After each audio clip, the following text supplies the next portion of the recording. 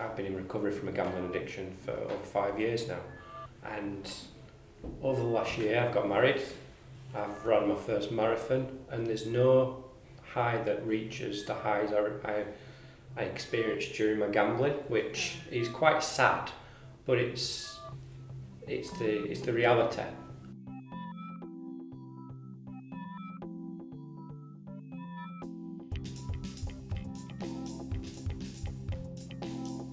In the last Men's World Cup in 2018, there were over 160 adverts devoted to gambling. Wow. And when you put that on when you look at it in terms of timing, it equates to just under 90 minutes. So it's almost the equivalent of a whole match. More than any other genre, any other type of advert. And also, a thing we talk about in our training is it's those other things that appeal to young males particularly, more than adverts for fast cars, for beer commercials, for fast food commercials. I think football clubs need to take responsibility for a lot more things. To be honest, I think football as an industry sees itself as a sport. Football isn't just a sport. Football is a staple in this country. Football is the pillar of every single community across the country. Every club, every community in this country has their local club. And that local club is the heart of every single community. And so if this is a place you go to for inspiration, for passion, for joy, for love, sometimes sadness, for an escape, then this is the place that looks after you. This is the place that you hold all of your emotions. And if this is what you're looking at as like the example, why is it not then reciprocating that? Why is it not taking care of all of those emotions that it has within its walls? That's the battle that I think, well, me personally, that I'm trying to have within this industry, is that this industry is so much more powerful than it may realize. The impact that it can have on society is huge. It is the thing that can shift society on a bigger scale, faster than anything else, more so than government. And yet we're in a place where it's like football is like, well, we're a sport.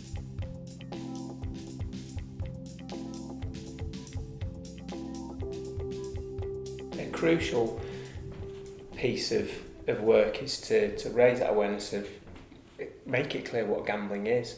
There's research out there as well, recent research of adult populations where 2,000 adults were surveyed and only 10% of them viewed themselves as gamblers. Wow. But then in the same survey they found that 1 in 2 had bought lottery tickets, 1 in 3 had also bought scratch cards, I think it was 1 in 7 as well had bet on sport. So if there's that sort of misconception of what gambling is, then how do we even have that conversation of, if somebody's experiencing harm? I've done a lot of digging over these 5 years, and I think I've come to the conclusion that it wasn't my gambling that caused my mental health issues. It was my mental health issues that caused my gambling. I utilised gambling at the age of 16 as an escape mechanism from what I was going through emotionally. My mum and dad split up, rock solid family for 16 years, and I didn't know how to process it. I was just being introduced to poker and to football accumulators. So under the legal age, I'd walk into a bookies with my dad's tie on, and I'd gamble, and that was a safe place for me. That's where I didn't have to speak to anyone, any kind of friends or mum or dad, how are you doing? And it catapulted from there, whereby I then found online gambling, so I didn't even have to leave my living room.